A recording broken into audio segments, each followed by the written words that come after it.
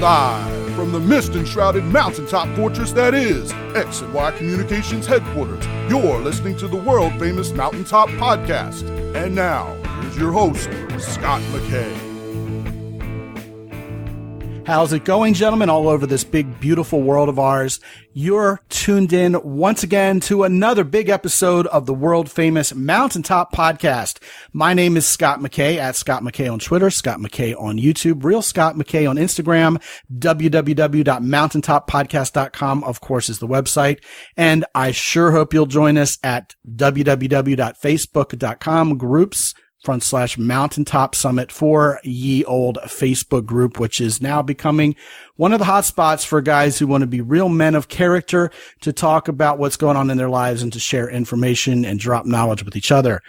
In this episode, we are going to have a new guest who I've met recently. Her name is Kristen Carney. She's a professional comedian and actually also the co-host of the Ask Women podcast with former guest, she's been on here a couple times, actually. Marnie Kinrys, your favorite wing girl. And Kristen is a world-class expert, in my estimation, in the topic du jour, which is witty banter. So without anything further, Kristen, welcome to the big show.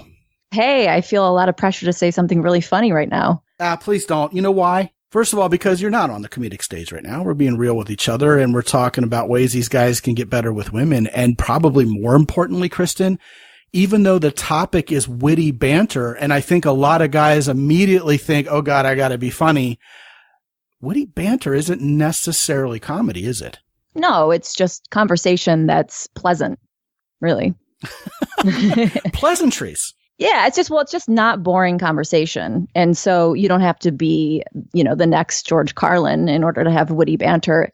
It's just being a human being and being open and being honest and having opinions and being vulnerable and Good keeping God. someone entertained.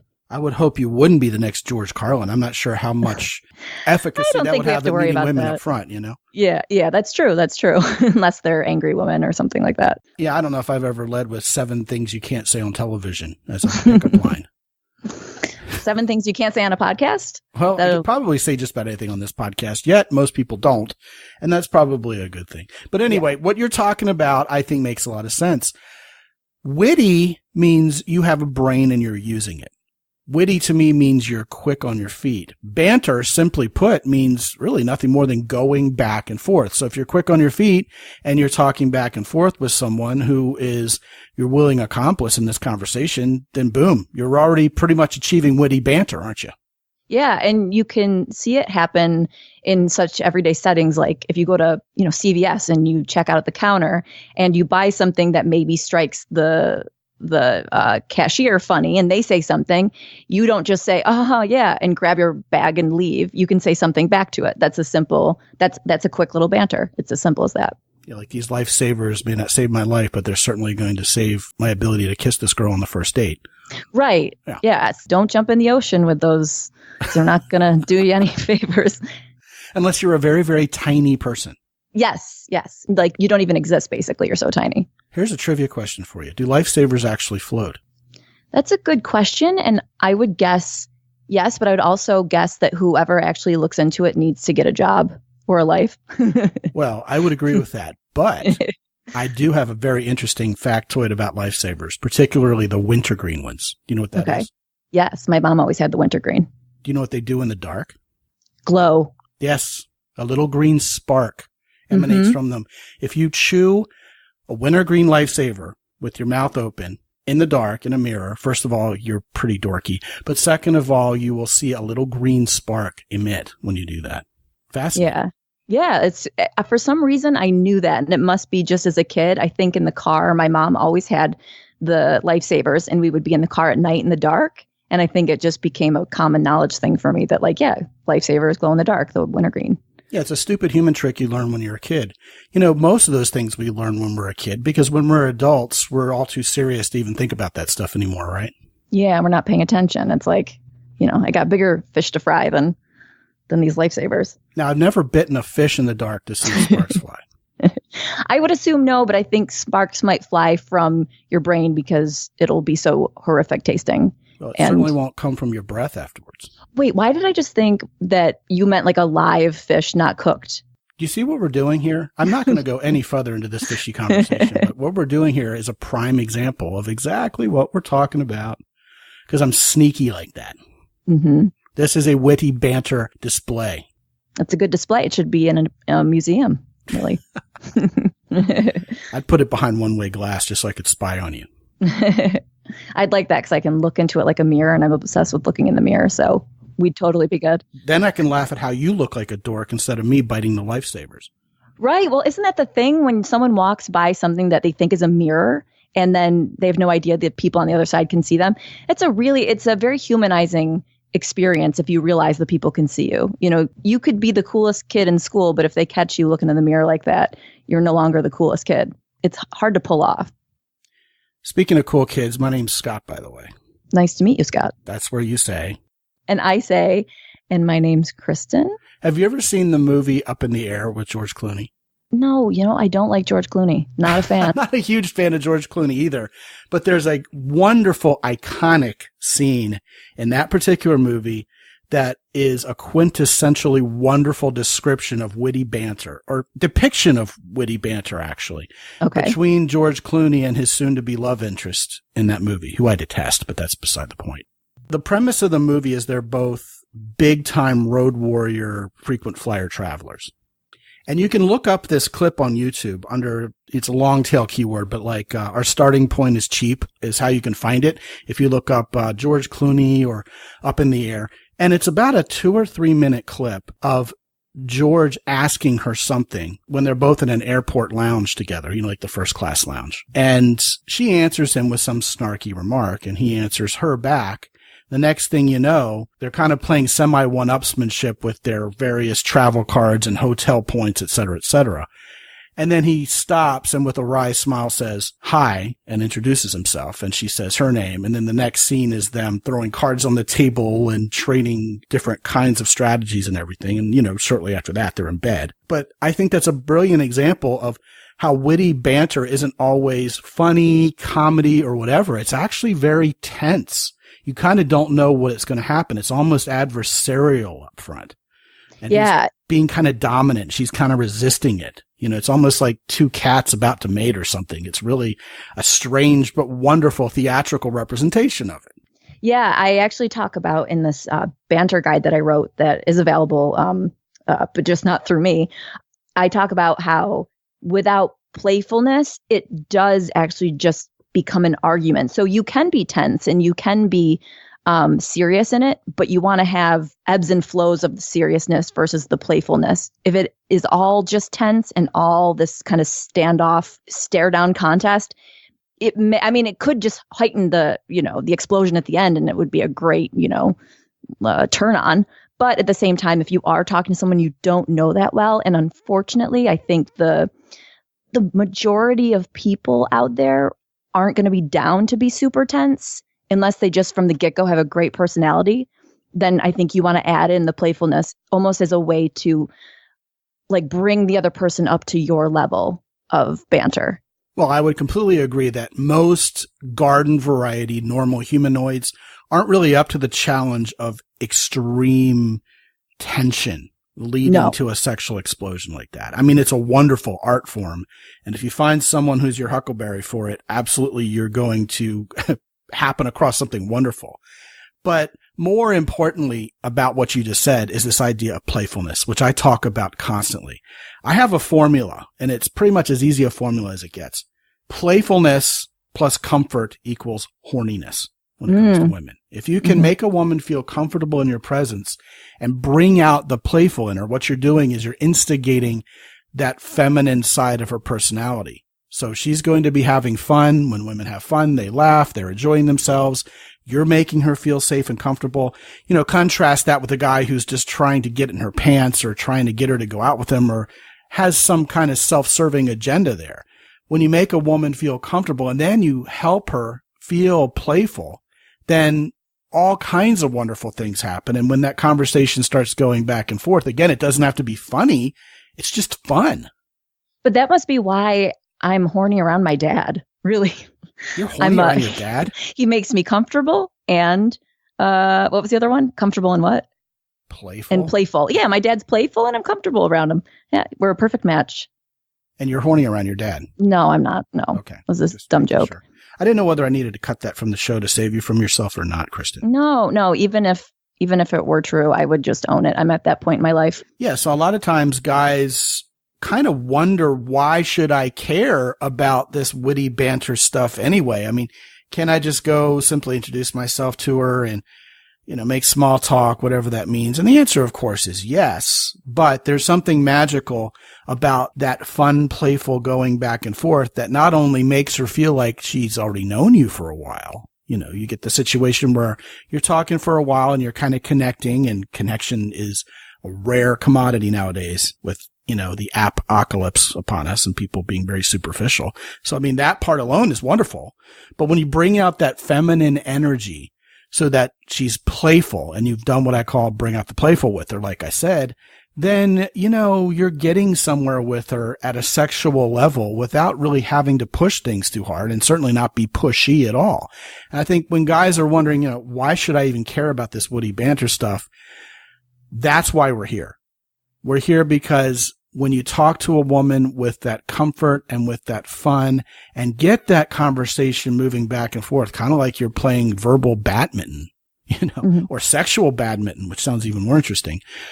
It works. It's a thing. It's something that matters to women, wouldn't you say?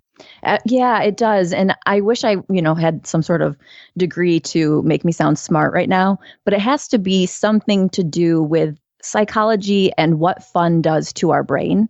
Because if there's a guy who walks up to her and just says, "Hey, I'm John, how's it going?" He could be, very pleasant. It could be a fine conversation. But if it's fun and interesting, it like almost registers into like her primal brain or somewhere deeper, because it's not typical, it's unordinary, and it feels good. It's like a pleasure sensation. And so she's going to want to go back to that pleasure sensation, regardless if she's, like a really high up CEO kind of woman or, a sporty, down to earth, everyday girl. They all, no matter who you are, you want to have fun. And so it's like, that's I think the nucleus of it. Well, that kind of takes me back to the George Clooney Up in the Air example. The woman in that clip is this super bitch power broker businesswoman who's a road warrior and big time business chick. So she's got this serious, almost masculine energy about her. And George Clooney, with a smooth, suave wit and bantering with her back and forth, absolutely breaks that down, and the woman comes out in her. So even in a particularly challenging situation, at least on the surface, vis-a-vis where this woman, you're not sure whether she's even going to like men to begin with. Right. You break down that barrier, and all of a sudden that little girl can come out and play, and it's magical. It's amazing. I mean, I've taken guys out in field, Kristen, and we see women with RBF, resting bitch face. Yeah. And I say to the guy I'm with, let's go talk to her. And the guy's like, no way, dude. She's going to tear us a new one. And then you go talk to her. And I don't do things like tell her to smile or something that the feminists would tear me a new one for real for. That's just really lame. I think, the better way is just to start a conversation and see if she really is that mean, or whether she didn't even realize she was sitting there with the RBF working. And 9 times out of 10, it's the latter. Yeah, it's funny you bring up the RBF, because I have a chronic case of RBF, and I don't think I'm aware of it, so I forget, and guys don't really approach me that often. But when they do, I can see they're a little hesitant, and then I come back with something witty or funny or that they weren't expecting. And I can see the energy in their eyeballs just kind of change, because they were expecting something so much worse than what I gave them. And all of a sudden they're like, oh, she's not an evil witch. She's actually really funny. And so I think it's good to give people the benefit of the doubt when you're approaching someone to engage in banter. Yeah, well, that's hard to do if you're a guy who's fearing rejection, or worse, you feel like you're bothering women in the Me Too age by simply talking to them. So when women are not sending that vibe out that they're approachable, they're not going to get approached. But of course, the guy who powers through that, like the guys who talk to you, Kristen, when you're not necessarily aware of how you're giving off a certain RBF vibe, right? Mm-hmm. Those guys are treated to a wonderful result that they didn't expect, and they feel like somehow they've hit the jackpot. bigger risk, bigger reward. I don't know if I'm a big reward, but in theory, yes. Yes. Well, but in all seriousness, comedically, you're a professional comedian. So you're literally paid to be funny, which means you're damn good at it. And you're obviously quick on your feet and you're good at this stuff. Do you find that your talent in the witty banter department, or God forbid in the comedic department, is overwhelming and just too intimidating to the vast number of guys, or can they generally handle it? Yes, I do think it's intimidating. And I think it's actually becoming a little detrimental to my dating life. And so I've been going through a little bit of a soul searching kind of thing to figure out if I should tone myself down or if I should wait and wait and wait. Maybe I'll have wrinkles by the time I find the dude who can handle it. But I've questioned, should I turn this volume down because it's too much for men? Because I think men do like to be the funny ones. And I think when I'm the funny one, it almost confuses the guy into wondering, where's the masculine here? Am I the masculine? Is she the masculine? I think it throws them off and they don't really know how to deal. And so like I have kind of accepted that I might only be able to date comedians that appreciate it, really. It's like the lady who was the first USAF Thunderbird pilot ended up marrying the guy who was the head trainer for the United States Air Force for fighter pilots. It makes sense because every dude's going to be so intimidated by this woman and her like bigger quote unquote dick energy, you know, and I'm not, and what's frustrating for me is I'm not this like crazy feminist type who's like power to women and like, you know, Me Too and all that kind of stuff. But in this circumstance, I'm like, what the fuck, dudes? Like, I can just let me be funny because I don't know who else to be. And I want to be able to be myself and still have love and, you know, share my life with a person. But I almost feel like I'm being punished and I'm making myself out to be like really funny right now. It's like, oh, I'm so funny, hilarious. guys. But I'm not. So I'm making myself sound funnier than I am. But it is very difficult in dating as a woman. It's like being a dude and like trying to date girls, but yet you're really, really, really into shoes or cats. Yeah. It's just the girl will be like, huh? It's not expected. It's not what they're used to. And so it takes the brave soul to continue forward. Well, I think there's something to what you're saying, because there was a study years ago where they interviewed men and women about sense of humor relative to their dating lives. And men defined a woman who has sense of humor as she laughs at my jokes. And women defined a man with a sense of humor as he's funny and makes me laugh. Yep. Yeah. So there absolutely is a masculine and feminine role to comedy, or a flow to it, if you want to call it that. But I'll tell you, I think the more comfortable a man is with his sense of humor, the more comfortable he's going to be with you joining in the joke making. It's a blast. Now, as you know, because we talked about it on your podcast that you host with Marnie Kinrys, which is called Ask Women, by the way, great show. Same category as ours, sexuality in iTunes. Mm-hmm. Mm-hmm. And we talked about this whole idea of how humor is a superpower. But in order to cultivate it and make it work, it takes practice. It's like learning a language or learning how to paint or learning a musical instrument. You're going to have to put time into it. And finally, one day the light bulb goes off and you understand irony and your brain is looking for the little twists and turns. Now that I have become rather accomplished at being quick on my feet and thinking of that sort of irony, I love anybody who can participate in that. I mean, they're my friend. They're my buddy for life immediately if they're a guy.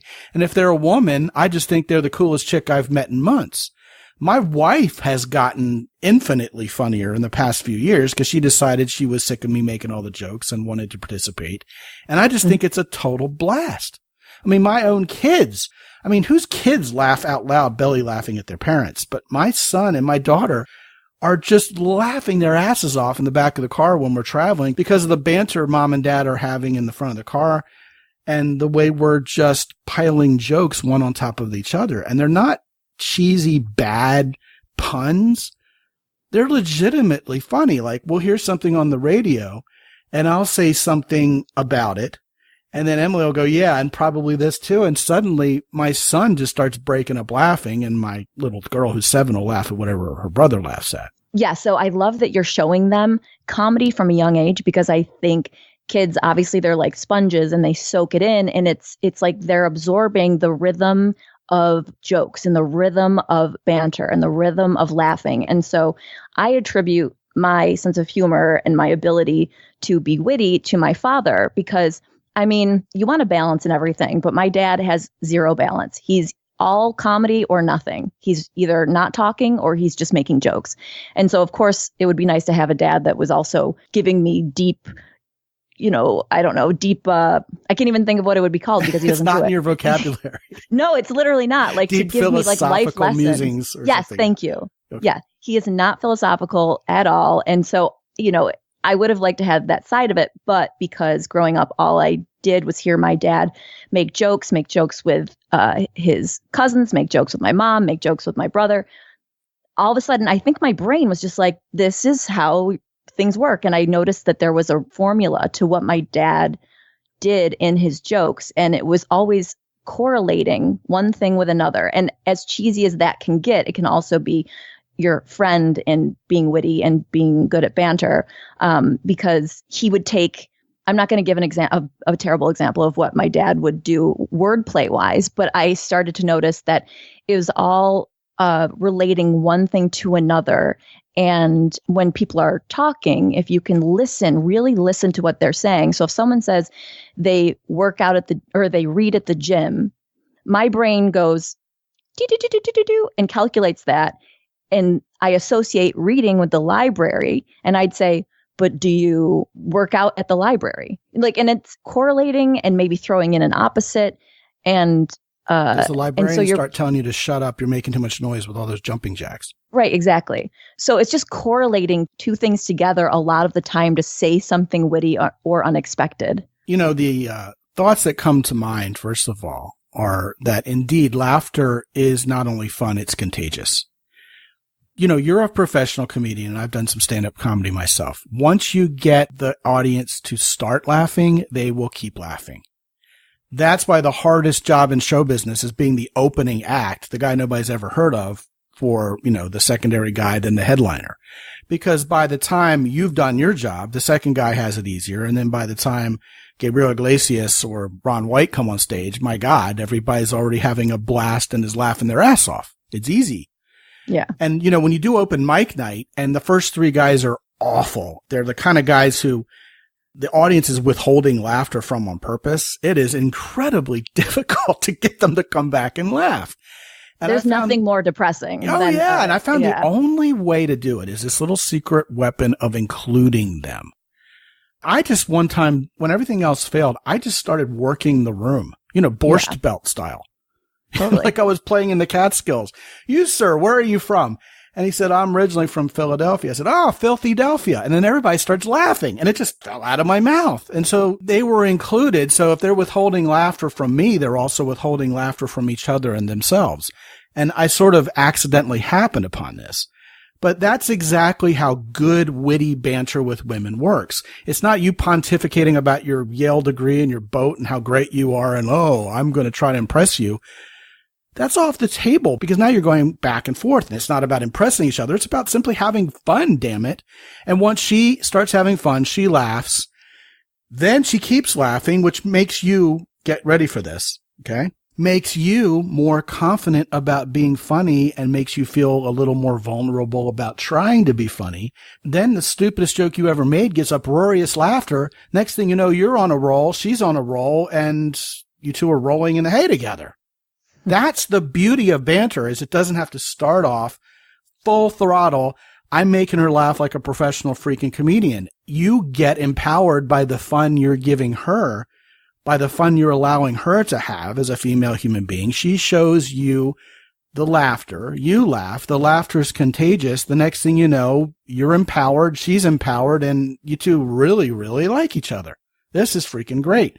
I'll give you an example in our family environment. We like to watch a show on one of the news channels on Saturday night, and the guy who does the news feed in the middle of the show at the 15-minute mark is named John Scott. His first name, John, last name, S-C-O-T-T. My full name is John Scott McKay, and my son is a junior. And so one night he came on and he said, "Hi, this is John Scott." And I said, "No, I'm John Scott." And my son just looks at me, looks at TV and goes, "No, I'm John Scott." Oh, that's so funny. And then my daughter, whose name is Sarah Victoria goes, "No, I'm John Scott." And everybody just busted up laughing because she's just joining in to be part of what's going on, but she is absolutely not John Scott, and she's anything but. And the meta level of it is she's not even a boy. And then she was the first one to laugh. And it was a perfect little comedy bit. That's the kind of joke creation that happens in our family, right? And so, of course, it becomes a running joke because next week we watch the same show and the same guy gives the news report in the middle. And he's the most serious thing that happens on this show, by the way. He's like a serious news guy. And then it becomes a race after a few weeks to be the first one who goes, "No, I'm John Scott," right? When he says it. So we have a running joke going on in the family, and it helps build rapport. It helps build connection. It helps make us feel more together. And that's exactly what goes on when you start bantering back and forth with a woman. There is that connection, and the connection by definition brings two people together, and it feels good and it makes you like each other. And when you're a heterosexual guy and she's a heterosexual girl, it creates horniness. And then something is catalyzed by that, and the alchemy of that just becomes sex. And gentlemen, that's why witty banter is important. And we've also kind of just described to you, I'm going to let you riff on it a little more, of course, Kristen, but we just, kind of set the framework for describing why you don't have to be so uptight about getting it right and perfect and professionally comedic up front. You just start with a little bit of fun and kind of teasing out that playfulness from her, Absolutely. I tend to do a thing where it could be very annoying to the general public, and I don't do this to practice. I just do it because it's who I am. I'm just naturally annoying, but I'll do it to, people at the movie theater. Like if they're getting me popcorn and there's a funny comment to make, I let them fly all the time. So I never hold back. So I think a good way to practice is, of course you can practice on women. Guys are going to maybe be nervous. They're not going to want to look dumb. They're going to look dumb regardless, but if you want to start slow, just start with people that don't intimidate you, that you're not trying to impress, that you'll never see again, and just start throwing out observations or opinions. And that's actually one thing that I wanted to touch upon. I want to point out how important opinions are when it comes to having witty banter, because I think we live in a time where everyone's afraid to offend someone because of political correctness. We're afraid to be honest. And most of the guys that I work with, when I'm helping them with banter stuff, tend to be really, really, really reserved on their opinions. And it's impossible to really banter if you have no perspective or opinion on anything. So one of the things that I do with guys when we work on it is I go through a list of things and I just say, give me your guttural first reaction opinion to whatever it is I'm about to say. So I'll throw something out there like vegetarians. And a lot of the time people think they have to be polite and they'll say, "Oh, I respect them. It's great that they're, they don't want to eat meat." But then I'll say, "No, really, really tell me inside, if you're not being judged at all and you don't feel guilt for saying bad things, what do you think about vegetarians? Or what do you think about vegans?" And I get them to really get comfortable with having ugly opinions that people might not be naturally willing to spill out, because that's the framework for having a thing like George Clooney and the other woman, because they're both very strong and I've never seen it, but I'm assuming, they both are very educated. They have strong opinions and they're not going to back down if someone says, "Oh, well, I really like vegans." And it's okay. You can like vegans. I am not judging necessarily vegans or vegetarians in this conversation, but for the sake of the matter, a lot of guys would meet a girl and she'd say, "I'm vegan." And they'd go, "Oh, cool." Because they don't want to offend her because they're trying to lure her in. But it's much more attractive if you rip on her for not eating the burger in front of you, So you don't want to hold back on opinions. I think it's so important to note that. I would agree with you. And for what it's worth, when these guys go check out that clip from the George Clooney movie, which I'll obviously include in the show notes, the name of the movie is Up in the Air.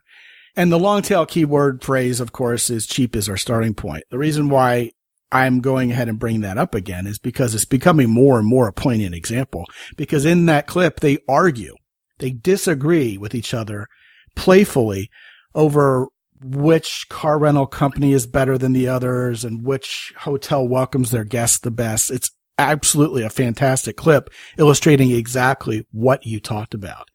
And, you're 100% on point also, Kristen, because a lot of guys really do think the way to attracting women and catalyzing this sex that we talked about is by agreeing with her and doing whatever she wants and being Mr. freaking nice guy. And it's the same thing that happens when you go somewhere and you want to buy something. You can tell how desperate the salesperson is because they're agreeing with you and calling you sir and, oh my gosh, don't leave. I need you to stay, versus saying, yeah, I know you looked at the BMW, but I think my car is better and I'll tell you why. Or they just kind of help you buy. And banter is helping a woman feel good about herself and feeling good about you so that she'll have a friendlier disposition towards buying what you're selling, which is time spent with you and connection with you. So I love what you're saying. I mean, the way you have guys get into session with you sounds a lot like psychoanalytical word association, but whatever works. I mean, if you're saying, hey, vegans, I'm thinking, this isn't why you have these teeth in the back of your mouth, honey. Right. But I mean, again, you have to know how to read the room, again, like a professional comedian would. You have to know a little bit about the person you're talking to, and you'll know very little other than what you're able to glean visually. And, like the woman with RBF that I talked about, that we talked to when we were out on the 10 Plus Live, another guy and I, she turned out to be very sweet and kind and didn't realize that she was giving off that vibe.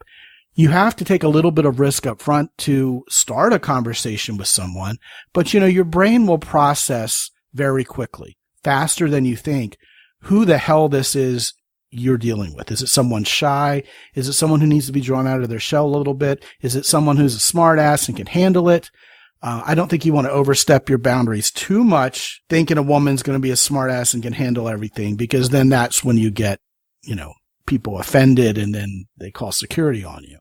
But generally speaking, people are a lot less fragile than you think they are, just as long as they know that you mean well and that you're trying to brighten their day. I mean, a lot of guys, I was talking about this earlier today, actually, with a guy. When you go approach a woman and you give her her space and you're being friendly, she's not going to take her martini and throw it in your face and tell you you're some kind of weirdo. I mean, what normal person would do that? I mean, you haven't done anything wrong. But guys are always seeming to fear this really extreme reaction from women at the start of a conversation. And I think part of that is also attributable to the fact that guys think they need to have the perfect pickup line or this incredible Disney prince move that they lead with, when in reality, if there's no other takeaway from this entire show, Kristen, it's that start off slow, see who you're talking to, and let it build, get it rolling, make her comfortable, help her have fun, then bring out the playful, then see if she starts laughing, and then you're empowered to add some funny, witty comedy, and then there you go. Stop pressuring yourself, gentlemen. Witty means you're quick on your feet. That'll come with time. And it may not ever come with a person who's not going to let you be quick on your feet because they're just wrong, or they're kind of cold, or they're really, as bitchy as the RBF was making them out to be. Whatever the case, some people just aren't going to be game for this. But you got to stop taking that personally. Wit comes with practice. It comes with experience of watching how this back and forth, which is what the banter is, rolls. And, after you empower yourself with a little bit less pressure to start, next thing you know, you'll be doing it more often than you used to. And what happens next is you're better at it than ever, and you're suddenly better at it than most other guys, and women start loving you. Voila. Exactly. Said very well. Yeah. So, would you give these guys a couple pointers? Throw candy at the parade here, Kristen, because you're the professional comedian here. Totally, of course. All of us need a professional for sure, and you're it. Yeah. Because I think a lot of guys may be left otherwise from this conversation saying, okay, great, but I'm still left wondering where I start. Right. So the first thing, the most important thing, is observing your surroundings and observing who you're talking to or wanting to approach, because it's the same with online dating. You look at a profile that a woman has no words on, and they'll say, well, she's giving me nothing to work with. But it's your job to be hyper observant. You look at her clothes, you look at the way she cropped her pictures, you look at, does she have a lot of bags in her hands, in person in real life at Starbucks, and you take in everything. And that's your starting point for creating conversation, because unless you've observed something, you have to go in with a pre-rehearsed line of like whatever terrible thing it is that you thought was cool. I would add something to that. Totally. Absolutely tied into what you said. A lot of guys have sort of kind of been poisoned by pickup artist advice over the years. So they're thinking negging. How do I knock this woman off the pedestal a little bit? Guys, don't think about either giving her this highfalutin comment, oh my God, you're so beautiful, especially about her looks. And also, though, definitely don't think about knocking her down a couple notches. Keep it light and fun, because when you said she's carrying a whole bunch of bags, my first thought was, well, at least you don't have any bags under your eyes, do you? Right. And that would be wrong. That would not be very charming at all. So keep it light and keep it fun. I call it warm levity. But please continue, because what you said so far is wonderful. Yeah, definitely. Well, with the bag comment, what you have to know in advance going into this is you're going to have a lot of junk come out of your mouth first. So it's a great idea to maybe sit down with a pen and paper and let all of those unfunny comments come out right onto your paper rather than out onto the woman you're talking to. So, with the bag thing, the first thing you think is, oh, I want to make a joke about good thing she doesn't have bags under her eyes. But sit down with your pen and paper and write out almost like a map of where else you could go with the idea of a woman holding bags. And I know it sounds really dry and really boring, but it's an exercise to get your brain thinking the way it should, which is in connections. Well, so for example, if she's carrying a lot of bags, that means she's spent a lot of money. So where do I relate those things together? So she's got heavy bags, but now she's got a light bank account. It's just making the correlation between two things, and it's not always going to lead you down a negative path. So that's why. Well, we barely know each other, and you've already bought me all those presents. I can't wait. Right. So you keep going in your brain. Don't let it stunt you because you thought one thing that wasn't very nice. You won't keep thinking all those things. You just have to get that out first. So that's why I recommend sitting down, observing, and doing this as a little exercise on your own, so that you can see that your first thought isn't always your only thought. Wonderful. What else can guys do when they're first starting out a conversation to get it rolling? Another thing that they can do is imagine a tree. I like to use this, and I feel like it's a little bit childish or juvenile, but I call it a conversation tree. So the trunk of the tree is the topic at hand. So if you're standing in line and it's really, really, really hot in the Starbucks, that's the trunk of your tree. Now, on the leaves and the branches, everything else is everything that has to do with being hot. So it's going to be some not nice stuff. Sweat, BO. I got the fever. Right. Fever. And the only cure is more cowbell. Right. Hot coffee. You just basically, all the branches and all the leaves are the ways you could go with this conversation and all the potential areas that you can explore. So before, this is for the people who are just getting into this and who aren't doing this regularly where it's so natural. So in your mind, imagine you're sitting down, you've got a woman in front of you, and it's really, really hot in there. On your pad and paper, you write down hot on the trunk of your tree, and then go around the tree and fill in everything where this could take you. And you'll see that there's a lot more to talk about than you ever imagined. And so I feel like it is a little bit childish, but it really starts your brain rolling in the right direction of, oh, this relates to this, and then this relates to this. So if I go up and just talk about how it's hot, it's not going to be a dead-ended conversation. It's going to be a really long conversation because this has to do with a billion other things that we could chat about. The one time that my car broke down and I was on the side of the road and it was 99 degrees out and I fainted because of heat. You can go so many different places with it, and it's just transitionally, you just have to do it smoothly. You can't just go, oh, once I was by the side of the road and it was 99 degrees and I passed out. You get there through the demarcations on the branches. I don't know if that made sense. I just kind of made that up. Branching out. Yeah. One thing that comes to mind, even as you're giving all these examples and you were doing so earlier, describing your method, it seems to me that the harder you try, the more you're going to fail. And it's all about intention. If my intent is to impress a woman and have her like me and to get approval, then, I'm probably not thinking the right way. My heart isn't in the right place and my mind isn't in the right place. And to me, the right place is, what about lightening her up? What about helping her feel happier? What about brightening her day? How can I help her enjoy this conversation more? And for my part, what gain do I get from helping people do that? What if my pure intent was to help other people have fun?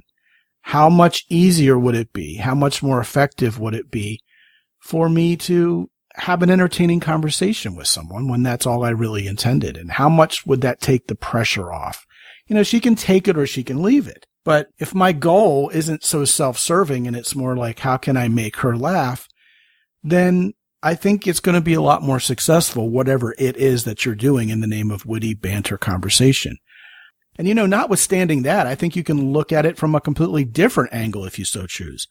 I'm just in it to entertain myself. I don't have any outcome dependency whatsoever. And I think that can also come once you have a few more women in your life than you do now, and you actually have someone to go out with on Friday night and then again on Saturday night. But if you don't have anything really invested as to whether this is a successful interaction or not, I think you're going to be braver and a lot more wide open with what you say, and you're not going to have anything really at stake there. Just to give an example, I remember one time when I was online, I started getting plenty of women to date, but I was sort of halfway addicted to the online dating process. I just loved to search for women and see who came up and then write to them. And I got to the point where I really couldn't give a rat's ass whether she wrote back to me or not.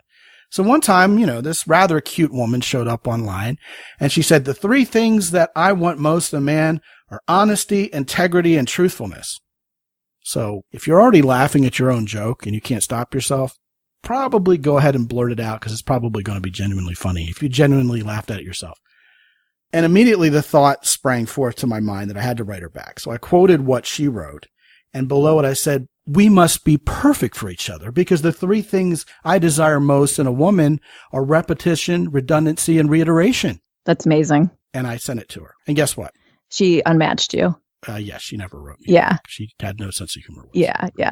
There was another woman who said, I want a man to fulfill my fantasies. She wrote Fullfeel. Mm-hmm. And that was back when we had subject lines. And my subject line was unrelated to what I wrote her, but the subject line was feeling full, which I thought was immensely entertaining to myself. But once again, guess what? She didn't write me back. Yeah. But I didn't care. I was in it to entertain myself. I mean, in my mind, there was no way I could pass up the chance to write that woman about the honesty and integrity and truthfulness. It was too funny not to. I had to do it. It was an impulse that I couldn't restrain, Bottom line is life has to be more fun. Women tend to recognize that and see the gravitas of that much more than any men ever do. We're always too serious running around. Although, ironically, most of the comedians are males. That's really strange, isn't it? But anyway, this has been a wonderful conversation. I think guys have lots of ways they can approach this subject from now on. And at the very least, Kristen, I think we've made them think about it in ways they never thought about it before. Definitely. Yeah. What I want to do is I want to point these guys to your Instagram account, which is /Chris Carn, KRISCARN. And as always, I've gone ahead and set up a URL to make it easy. And that's www.mountaintoppodcast.com/Carney. And that's Carney. Do you have any Carneys in your family? Like actual carnival workers? Yeah. I mean, like Cooper is a barrel maker, Yeah. None of us have teeth. We all. Oh, yeah. Good. So that's wonderful. That means you actually have a surname that takes into account your rich family history. Yes. No, we deny it. We are Carney deniers for sure. We're not proud of it. Actually, I know a guy who named his kid Fletcher. Like the first name is Fletcher. Like some white people give extraneous names to their kid. Hell, all white people give extraneous names to their kids that mean nothing nowadays. Harper and Cooper and whatever. So indeed, this guy named his kid Fletcher, and I'm just sitting there talking to him on the sidelines of this BMX race. And I'm like, so do you guys have any arrow makers in your family? Back in history. And he looked at me like I had 3 heads and was like, what in the shit are you talking about? Okay. I'm like, oh no. Yeah. Well, I think we don't know what Fletcher means. Like, I'm not smart enough to know that Fletcher has anything to do with arrows. Well, apparently he wasn't. Yeah. So he must be a Carney. But what makes him worse than you is he actually named his kid that. Right. We had no choice. Well, Emily has a friend who named her daughter Reagan, and she's a Democrat. Wow. And when I brought that to her attention, she almost cried. She's like, I never thought of that before. I'm like, oh boy, all right, here we go. I just thought it was a cute name. Yeah, it's a rough mistake. It's like a scene from Raising Arizona sometimes in this town. And it's not even Arizona. So anyway, guys, go to www.mountaintoppodcast.com /Carney, Carney,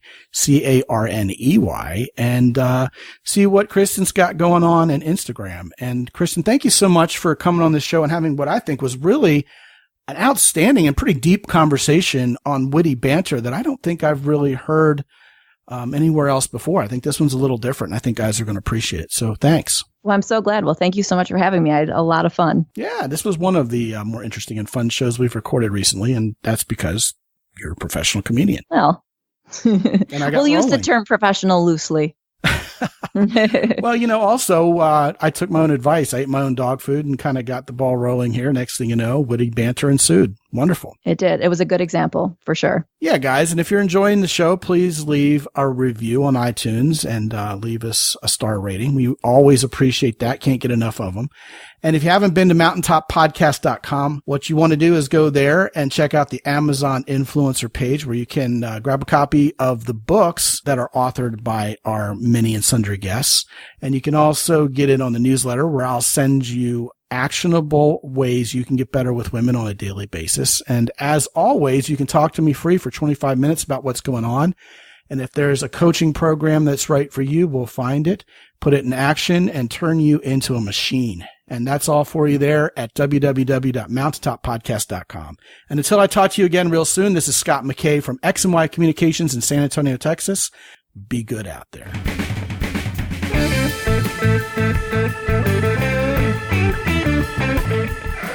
The Mountaintop Podcast is produced by X&Y Communications. All rights reserved worldwide. Be sure to visit www.mountaintoppodcast.com for show notes. And while you're there, sign up for the free X&Y Communications newsletter for men. This is Ed Roy Odom speaking for the Mountaintop Podcast.